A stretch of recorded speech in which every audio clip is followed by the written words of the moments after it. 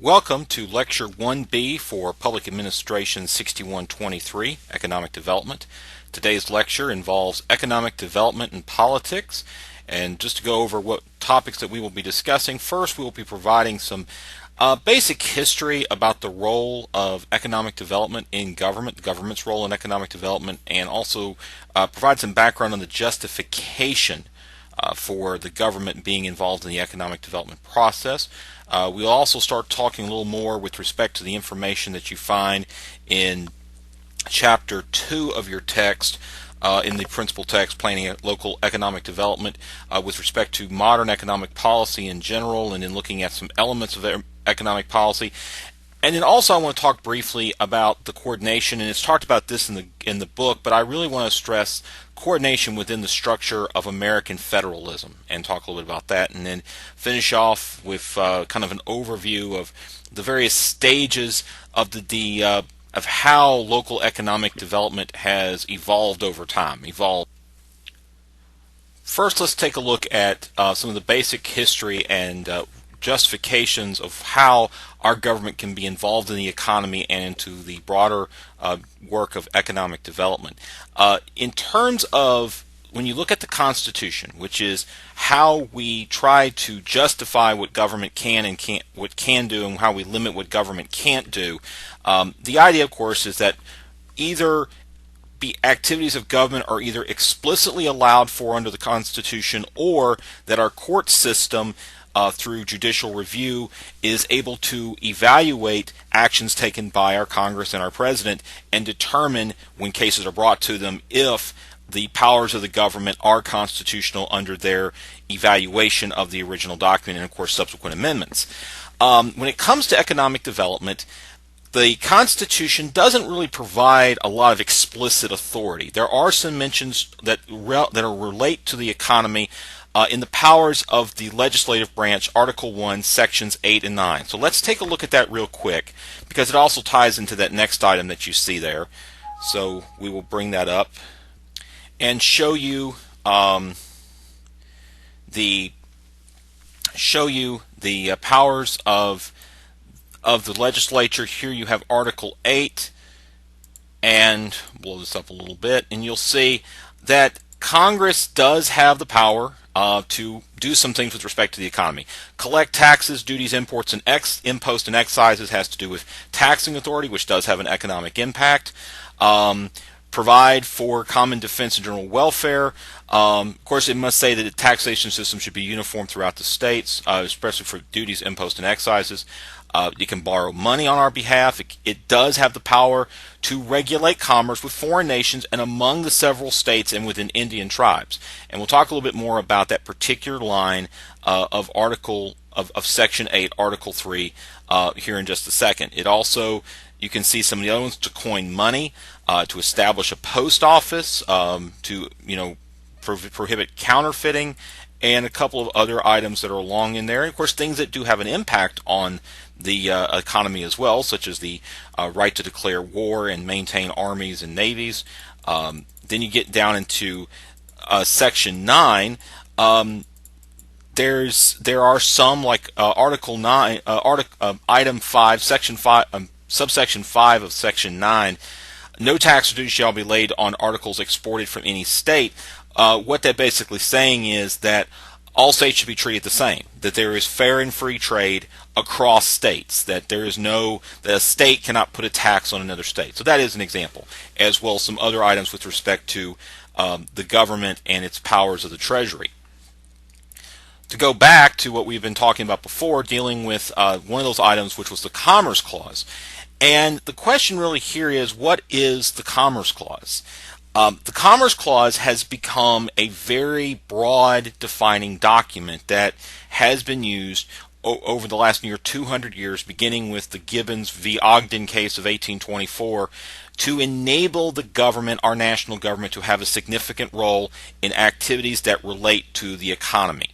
And that's continued to grow. And today, when you look at many of the laws that have been passed that have to do with federal engagement more into establishing laws and regulations that impact us on a daily basis from the standpoint of civil rights, disabilities, the environment, a whole host of other topics, they have to deal a lot with the government's role or the justification that is used by the people who develop these policies and laws is the Commerce Clause of the Constitution. So this broad interpretation that is developed within the court system, or in reality a broad interpretation within our legislative and executive branches that has been reaffirmed by how the court interprets the Constitution itself, has led to this broad application of the Commerce Clause and the expansion of the government's role. And that's how it has grown implicitly through our adjudications, predominantly those decisions that have been made by the Supreme Court of the United States. Now, in the text that you read in Chapter 2 of Blakely and Lee's text, they start talking a little bit of kind of how this power that government has developed and how this power has developed to oversee economic policy has impacted actual decisions about how policy is implemented. And they kind of get into their own, I think, some of their own advocacy in terms of what they feel is perhaps the right way. They pretty much say that in their evaluation, in their evaluation of where we are with policy. And, really you're looking at a couple of different battles going on that they do talk about that are worth looking at. And, for example, one of the things that has gone on when it comes to developing economic policy, and we're seeing it especially right now with the inauguration and the arrival of a new president who is of an opposite party as the most previous president, and in a lot of ways is promoting economic policies that are opposite of what's been going on for the last 25 years in bipartisan efforts on the economy. We are seeing a battle between past legacies and future opportunities. You look at the economic agenda and the economic policies that are being promoted by President Trump, what you see is kind of a return to a more traditional idea of industrialization. And that's talked about in the book by Blakely and Lee. And they talk about that, there's this desire that people have for kind of what there was. Because in a lot of cases, economic development comes along when you're dealing with periods of economic decline or the loss of jobs. And people, of course, the first thing they want is what they used to have, what they know, what they remember. And this past legacy versus future opportunity is that case, because whereas for the last 25 years, what the main argument that's been made by a lot of people in economic development has been that instead of focusing on what we've lost, the legacies of the industries that we've lost or that we've seen declines in, let's focus on where the opportunities are in the future.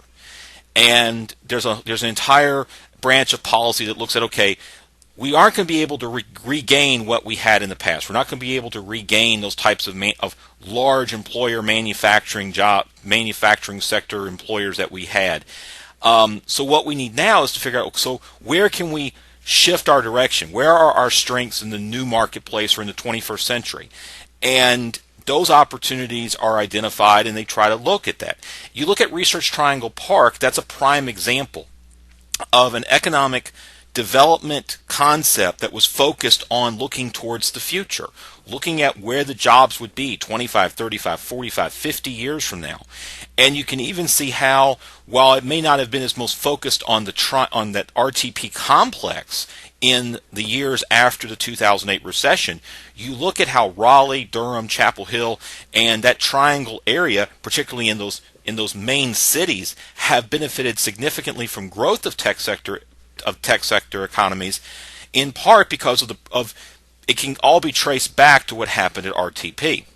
Then there's the whole idea of intervention as a whole.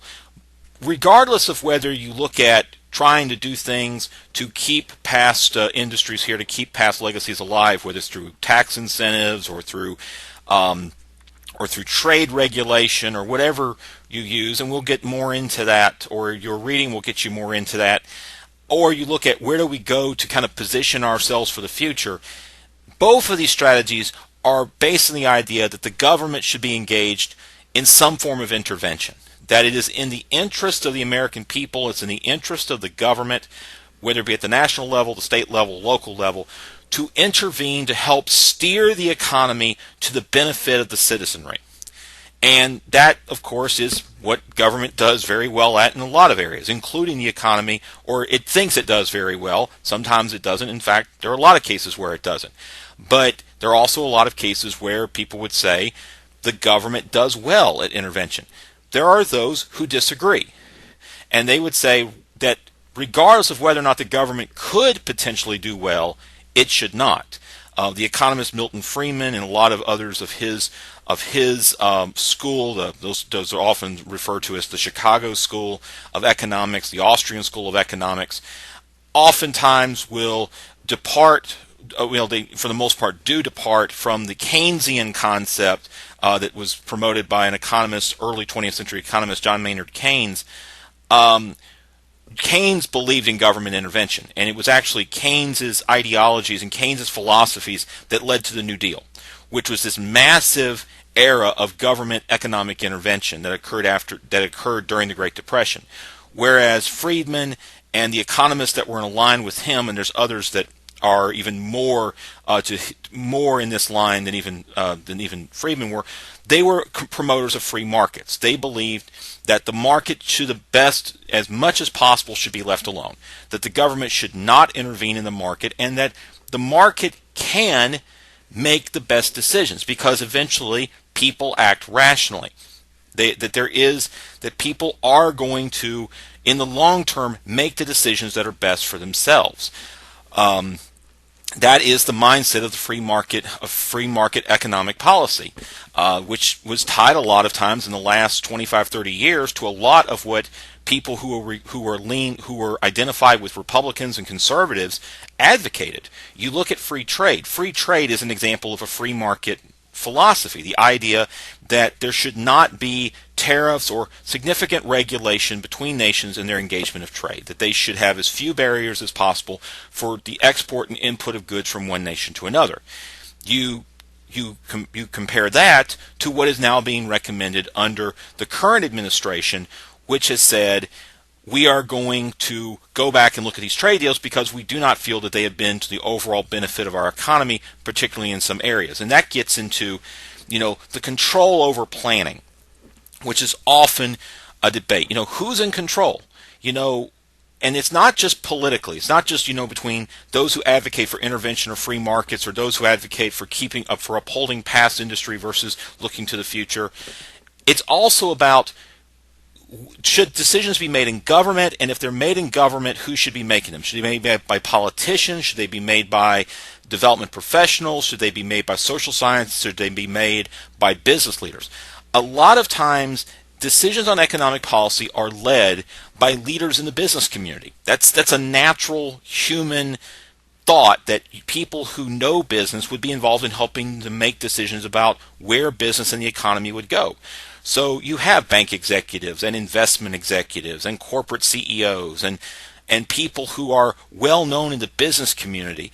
And this is done by Democrats and Republicans when they put together their cabinets for the people to run the Treasury Department and the Commerce Department. And whenever they look at their resumes, and they're always finding people, they typically find people who have experience in the private sector. More so some people think maybe with Republicans, but I can tell you regardless, usually it's people who have that background. Well, then some people pose the question, are they really thinking about what is best for everyone, or are they just thinking about what is best for what they know, which is the larger corporate economic environment, the major corporations, the broader macro look at the economy, and not necessarily looking at the needs of the individual citizens, particularly those in those areas where economic opportunity seems to be slipping further and further away, where they have not been able to rebuild themselves from periods of downturn. These three elements are really kind of ongoing issues in modern economic policy. So now let's take a look at the elements of economic policy. The first one I want to point out, all of this information is in your book and is available also online and other places. And you've probably seen a great deal of it. But the first item I want to talk about is monetary policy, which is controlled by the Federal Reserve. And the Federal Reserve facilitates control of monetary policy through the money supply by controlling the amount of money or liquidity that is available in the general U.S. economy. This is increased or decreased over time. What we saw in 2008, as we had the banking and the mortgage industry collapse and a drive into a recession, was we saw the Federal Reserve inject a tremendous amount of money into the economy to reestablish liquidity, because a lot of money was lost when the mortgage-backed securities and other investment vehicles collapsed during the recession. So they kind of basically injected new liquidity to compensate for the liquidity that was lost. That helped save the stock market and overall provided some cushion for the economy, even though it did go down in the years during the recession. From another way that monetary policy is controlled is through interest rates. And the principal interest rate that the Fed works with is what they call the overnight rate, or the Fed funds rate. And it's basically an interest rate for the overnight borrowing of money from one bank to another. If a bank needed liquidity, it would basically be the rate from which it could borrow money to establish liquidity. And the Fed makes this money available to banks, but that really isn't the main reason for it. The main thing that it does is that it helps kind of establish interest rates for other products, or bond rates, or other investment rates. And of course, it has an impact on mortgages and other types of borrowing and investments. And that is an important element of policy, because these can be used to try to control inflation and try to provide capital, easy access to capital for expansion and for economic growth, which of course leads to jobs and other positive benefits. It also can be done as a reaction if the economy appears to be overheating and it leads to inflation, to try to pull inflation back to prevent growth from being too extreme. So it works both ways. Then we look at taxation and spending. These are examples of fiscal policy. How much the government taxes to provide services and how much does it spend. Taxing and spending are not balanced. Our government has not had a balanced budget in a very long time. So the fact is that they are kind of out of balance, and both are available and both have an impact on the economy. Regardless of whether or not you value a service provided by government or you value government in general, the reality is this: when the government establishes tax rates to pay for the services it provides, it requires pulling money out of the economy, pulling wealth out of the economy that could be used for private purposes. So the government is pulling money out of the marketplace. Now, it may put some of that money back into the marketplace. It's not a total loss necessarily, but it is restricting the available use of the overall money supply, the overall availability of capital for purposes related to the government. Then you have regulation. Government does a tremendous amount with regulation, and as we talked about, this regulation, the constitutionality of regulation has evolved over time and expanded over time, and it applies to a lot of aspects of the economy. Regulation can be used as a tool, and we've seen this even in more recent years, to try to direct industries to look at different types of activities. One to think of has to do with light bulbs. Over time, with actions of Congress and of federal agencies given the authority by Congress, they, through regulation, brought to an end the use of incandescent light bulbs for most medium to high wattage lamps and lighting instruments. They said, we want to see the industry go to fluorescent lighting and to LED lighting and halogen lighting, because in general it was believed that those types of lighting use less electricity, so it was in general American interest to do that. The results of the impact of that decision to use regulation to shift what's being manufactured are debatable. Some people would say, yes, it may be helping to reduce electricity bills, but it's also creating other problems. Another example of regulation was for most of you now, most of you have, I would imagine, a flat panel TV that can get HD TV and gets digital signals. Throughout the 1990s and the 2000s and even to the 2010s, there's been a tremendous amount of regulatory activity that has gone on, overseen by the FCC, the Federal Communications Commission, to facilitate that transition from where it used to be everybody had the tube TVs, which you still probably see some of them, you definitely see them if you're a student around campus, and getting analog signals over the air, for those people who get over the air signals, some of you remember the days of having the TV antenna. I had a TV antenna that I got TV from growing up, and moving it to where if you wanted to receive it over the air, you had to receive it through a digital signal. And of course, then you have cable, where now everybody, when it comes to your cable signal, that cable signal is digital. And these new TVs are digital.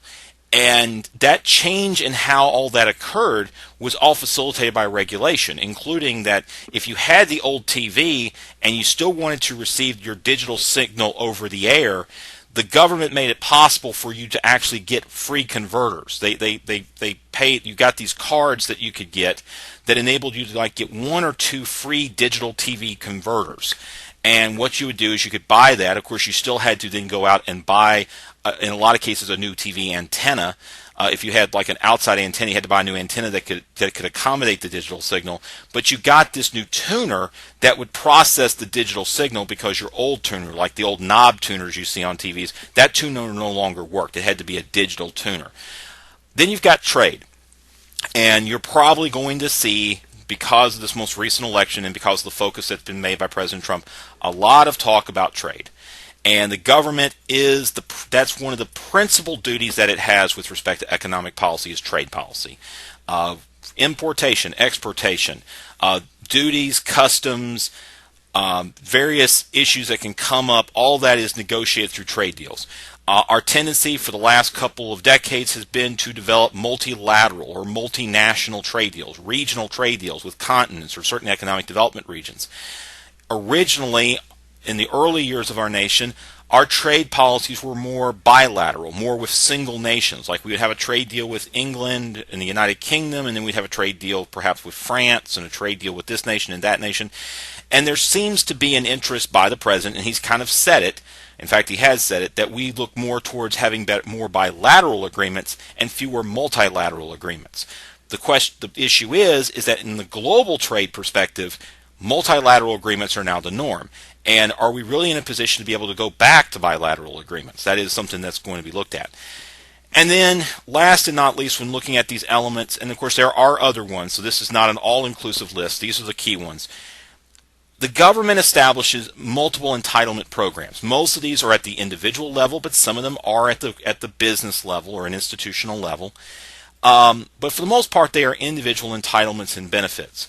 And they are, of course, paid for by the government. The government provides the funding, but it has to collect taxes to pay for it.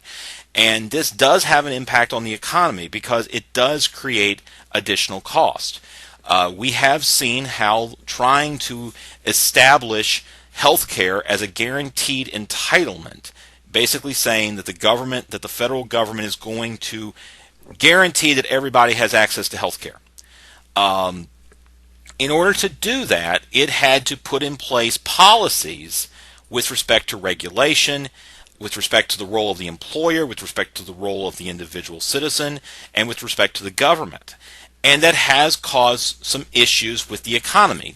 You can't look at healthcare, which in itself is a pretty substantial share of our overall economy, and then look at it becoming a guarantee and a benefit that employers may have a responsibility to help provide, and a citizen has a responsibility to provide on themselves through the mandate requirement, and not realize that there's going to be an economic impact.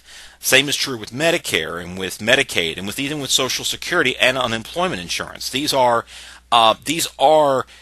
programs and services that, whether or not we feel that they are valuable to provide, they do have an impact on the economy. In some ways, people could say that it has a positive impact and provide research for that.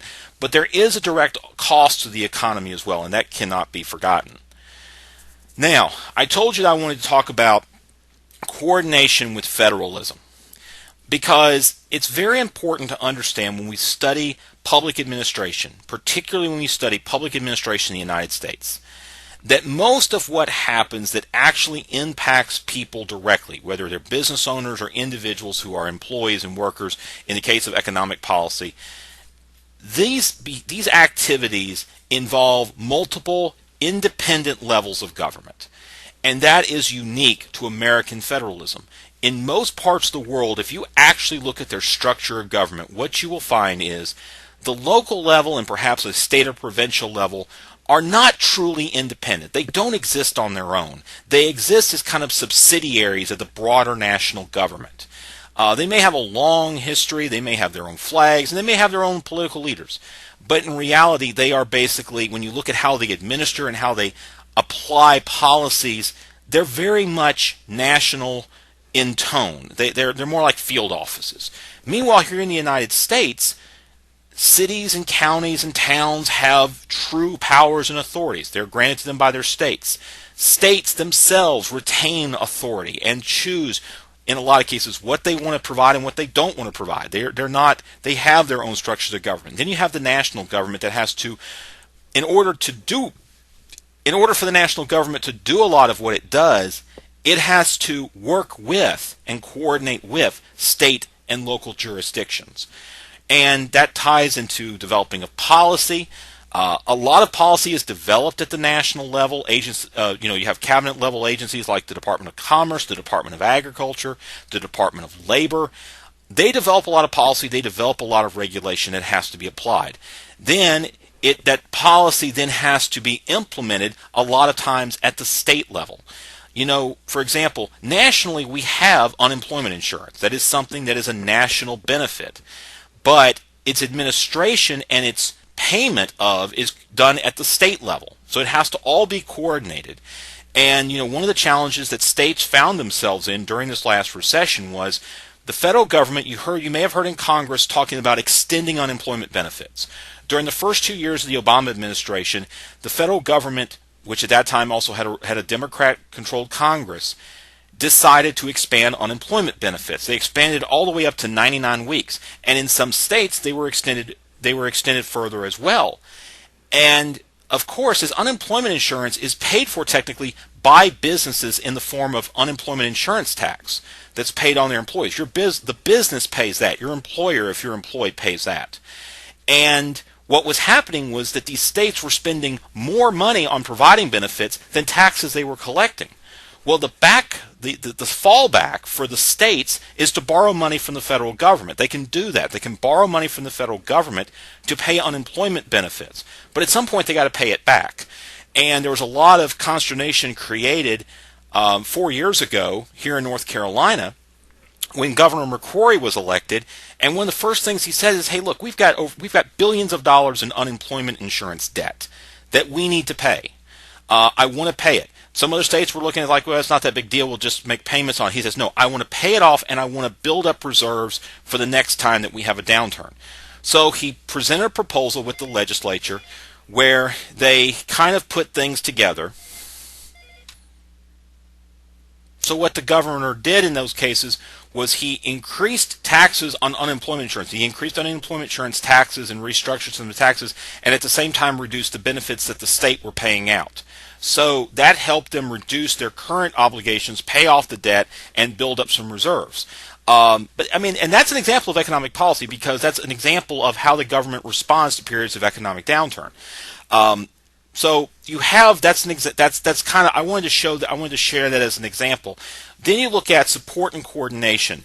The government does a lot. The federal government does a lot to support, whether it's through activities involving international trade or domestic trade. You have the Small Business Administration. You have the Economic Development Administration. You have a lot of different agencies and mechanisms by which the federal government supports economic development and economic policy at the local level and the state level, and also tries to work with coordination.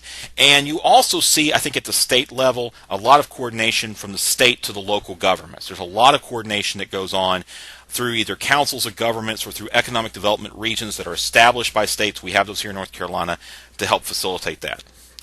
Now to finish up with this topic, we'll talk about some of the stages of local economic development, stages of its evolution. And this is talked about towards the end of Chapter 2.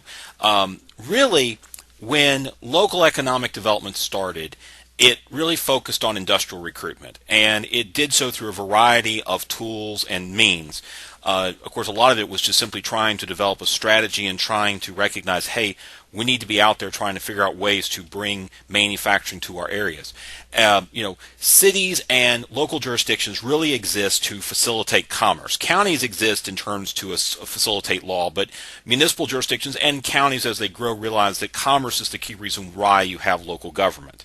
The ability to exchange as well as to export and import products from your local area to other areas, whether they be your neighboring local areas or other places around the world. And they began to realize as they wanted to shift to more industrial economies to be able to grow jobs and grow wealth locally, they saw a need to establish some kind of effort. Main way that a lot of localities actually went out and recruited was to recruit through the development and investment of infrastructure. Whether it was building roads, expanding rail lines, putting in water improvements, the canal systems that were put in the Northeast in the 1800s, or changes to riverways. Another way was through the development of utilities.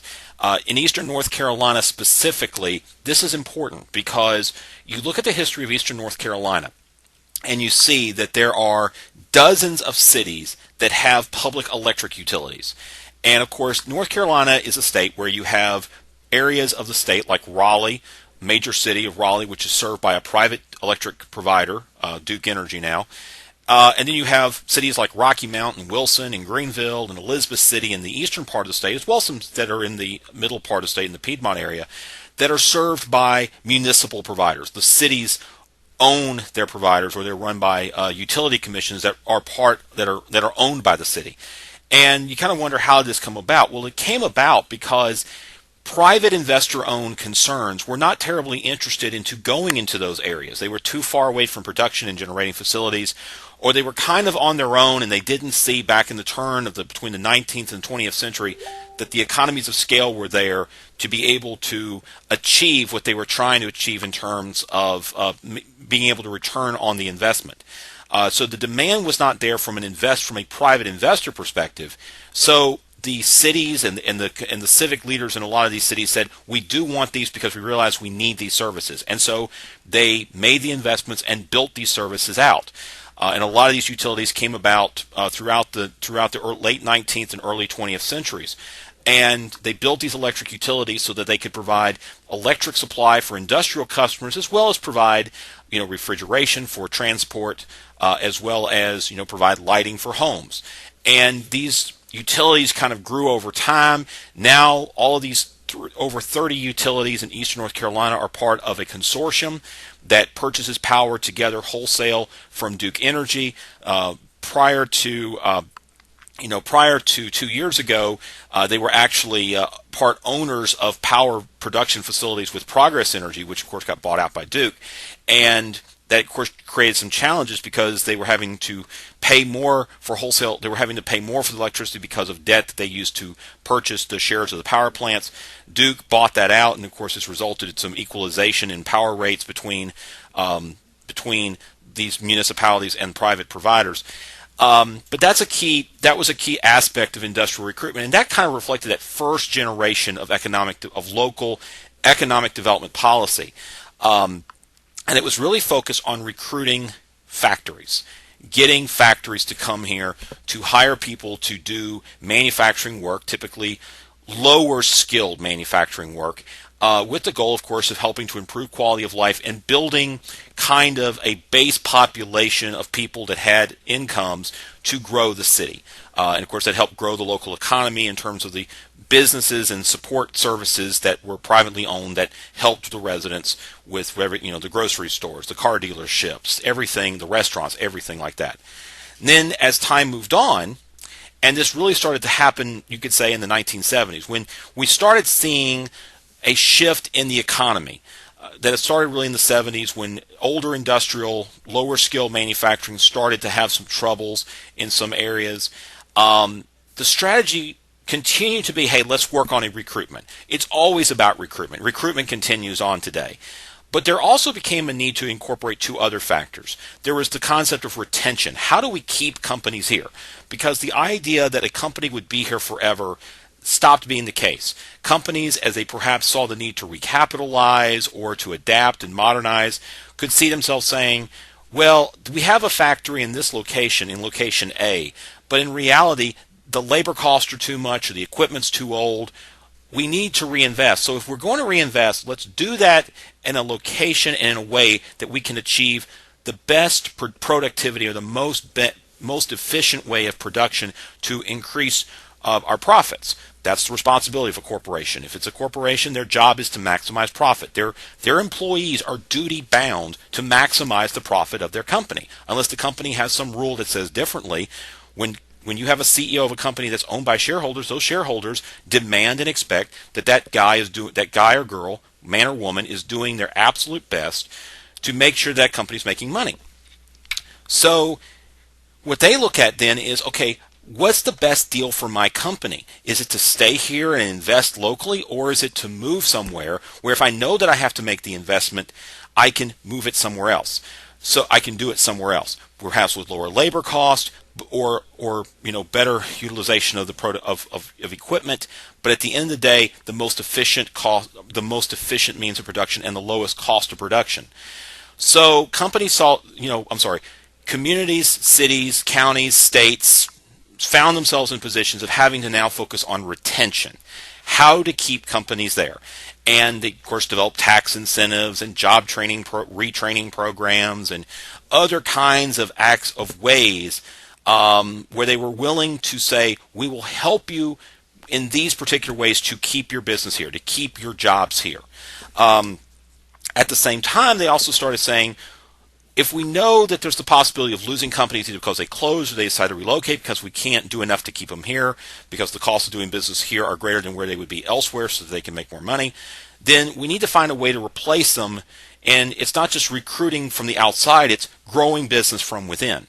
And that led to incubation, the idea of finding people who had ideas, or perhaps finding a small business or a small company and saying, come here, we will help you grow your business. We will provide you support. We'll tie you into universities. We'll tie you into other ideas and to help grow your business and make it bigger. You could say that, again, Research Triangle Park is a good example of that incubation concept. People came to them with small ideas. You think of SAS in Cary, which was a small software company many decades ago and has become a global powerhouse in data analysis work. And pretty much most of their corporate operations as a company, this global company, are based in Cary, North Carolina. They're a huge employer. And it started with a very small business. You can see that even in other businesses. In Rocky Mount, you have a company, Body Knoll Enterprises, which was a fast food franchisor. And Body Knoll is still based here. They're the largest owner of Hardee's franchises. Hardee's has a long history in eastern North Carolina. And Rocky Mount's a major part of that. Rocky Mount was home to the Hardee's corporate headquarters for many years. But that company, this Body Knoll Enterprise, started off as a small couple of guys putting together and buying hamburger franchises, and now it has grown into a large company that's still here and is likely not going to move anywhere. But that's an example of business incubation. That kind of then ties into entrepreneurship, the idea of starting your own business. And what you've started to see in today's environment, you start looking a lot at those three items there, those next three steps of the evolution. You have the expansion of entrepreneurship, the idea of finding people who have ideas and saying, come here and plant your seed and create your idea. In a lot of cases, giving them a lot more flexibility and freedom, providing the resources when they want them, but also kind of staying out of their way. You look at, today the nature of places to have these, work site type programs, or these workspace operations where people have a place where they can go and they can lease space. They don't have to lease a lot of space. They don't have to have a full size office. They can kind of work in a common environment. Those kind of places are very important today because a lot of people who are doing work, not necessarily manufacturing or industrial, more information, knowledge-based work, just need a place to work. And that's kind of what you see. The rise of technology, of course, ties directly into that, and we talked about that before with respect to the new economy. And then also a greater emphasis on equity. This, of course, is a challenge. and I'm not.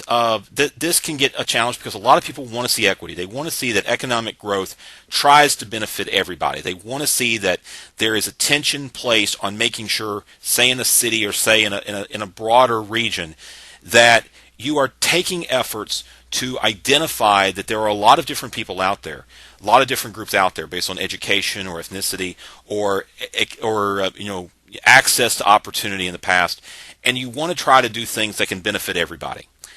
That's easier said than done. That's probably one of the toughest things to do. And I would say, you look at the redevelopment of Raleigh, redevelopment of the town that I was born in, Nashville, Tennessee. Some of these urban redevelopments, massive scale, huge reinvestments that have been going on in cities all across the country. And you hear a lot about trying to address equity. The question you have to ask yourself, if you really look at it, is really anything being done? And when you're doing some of your article reading, you may want to look into that. You may want to find some articles about what's going on in San Francisco or Nashville or Raleigh, and kind of look at it and go, is this really going to matter, or is it going to be a case where equity, as much as we want to talk about equity, is equity actually going to happen? And then that ties into sustainability, and it's looking at sustainability from multiple perspectives. Most of us, when we hear sustainability, think environmental sustainability. Obviously, one of the biggest challenges that has come up looking at economic development is, how do you grow in a way that perhaps does not have the potential to have as much of a negative impact on the environment as past growth. A lot of the things that we deal with today with environmental challenges were issues that weren't necessarily were not identified when certain products, services, chemicals, ideas were developed. It came over time. Just kind of like, how drugs are developed that have great ideas, and we understand some of the side effects, and more side effects get discovered over time. You're not going to be able to figure everything out on the front end. You can kind of figure some stuff out, but then you're just going to have to adapt as time goes along. And the same is true with the environment. A lot of the challenges we deal with environmentally are not the result of anything, are not the result of things that were intentionally nefarious or evil. It's just things that happened. And particularly in areas that have challenges with brownfields or contamination or other issues, that can be a challenge. But it's also about making sure that as you're developing in the future, that you're not creating problems for the future. When you think about tourism development on the beaches, or you think about looking at how to take advantage of what is available along our coast, whether it's in energy production, energy exploration, tourism, fishing, whatever the case may be, you have to remember that what we don't want to do is create any scenarios that cause problems later on. We know we can definitely drill along the coast, and in many areas off the Atlantic coast and off the Gulf Coast, there are reserves of oil. There are reserves of natural gas. The question is, do we have the ability to do it and not create a situation that causes environmental damage along those same coasts? And this creates a lot of debate. Same is true with agriculture. We've tried to do a pretty good job over the decades of promoting an agricultural economy that, while we produce a lot and are able to continue to increase production and meet the needs of a growing global population with a lot of domestic food production here in the United States, we also want to make sure that we're doing the right things in terms of managing farmland so that it's not overfarmed and and we are able to conserve soil, conserve water, and conserve other natural resources. These are challenges, and it's a combination of tying in tying in science and research and environmental policy with economic policy. Lastly, one of the key things that we've seen very much so, and talk about some with with some of the analysis and the type of research that you're working on with your assignment, is the looking at regional approaches and really going away from every man for himself mentalities to more coordinated efforts as regions to try to present themselves effectively and recruit economic development opportunities. The one that I have the most experience with is with here in Rocky Mount area over the last decade in my work for them. This program has been around much longer, but back in the late 1990s, Nash and Edgecombe County realized that they were competing with each other and were not doing a very good job competing outward for industrial economic development opportunities. they realized that they needed to coordinate their industrial development to better recruit industrial opportunities. So they created an organization, a nonprofit called the Carolinas Gateway Partnership. And it's funded by the counties, it's funded by the city of Rocky Mount, some of the other larger towns in the two counties provide some contributions. They're based here in Rocky Mount, and they're really the agency that goes out and recruits industrial economic development with the idea of saying that we have properties in Nash County, we have properties in Edgecombe County, we have properties along the railways, we have properties along I-95, US 64. We have multiple properties. Here's what we have, what works best for you, the company that wants to move here. With the understanding that even if a company, say, moves into Nash County, Edgecombe County has the potential to benefit because its residents may get the jobs. They're close enough together, there's enough synergy and enough realization that even if it's geographically located in one county, another county is still going to benefit. Or even if it's not necessarily located in Rocky Mount has the potential to benefit.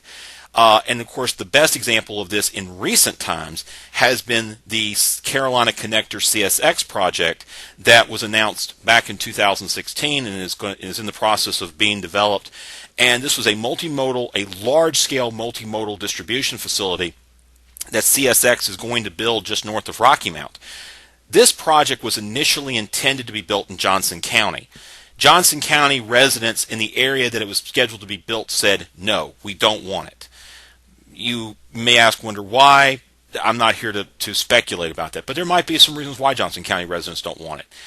But the state of North Carolina wanted it, eastern North Carolina wanted it, and Rocky Mount residents and the residents of this area certainly wanted it. We already have a switch yard here.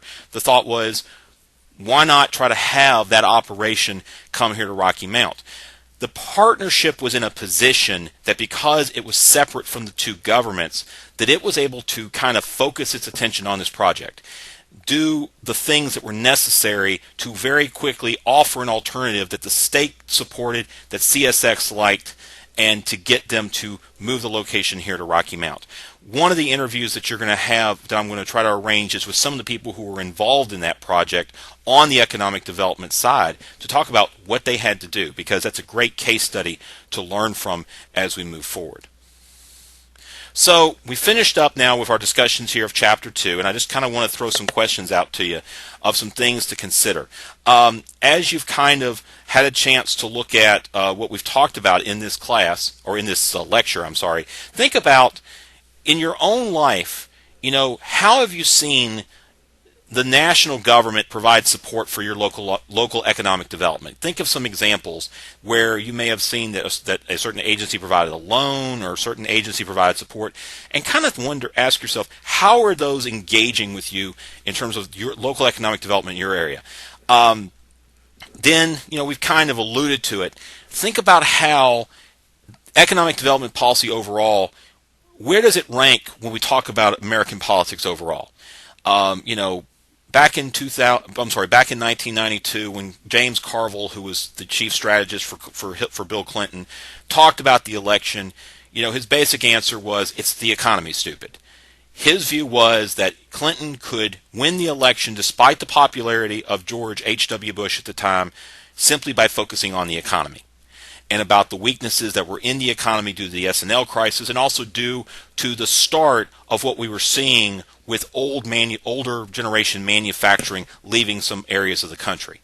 And that's in a lot of ways how Clinton won in 92. Are we kind of still going in the same direction? When you think about issues and you look at the polling, it's pretty obvious that the economy is still the predominant issue for most voters. And as a result, politicians focus a lot of what they talk about on economic policy. Now, y'all have hopefully by now, if you haven't, you need to, watch the video on Joe Max Higgins. And he talks a little bit about what he does. But as you've learned a lot in this chapter about economic development, and as we go forward with some of our future chapters on economic development, how much more is there? And how much more is there that was not talked about in that 60 Minutes piece? Because that piece gives a nice surface level view of what economic development is. But there's a lot more to it, and you might want to be asking yourself, what is that? And that's something that we may get back to at some point in the course of these lectures. But this is the conclusion of Lecture 1B.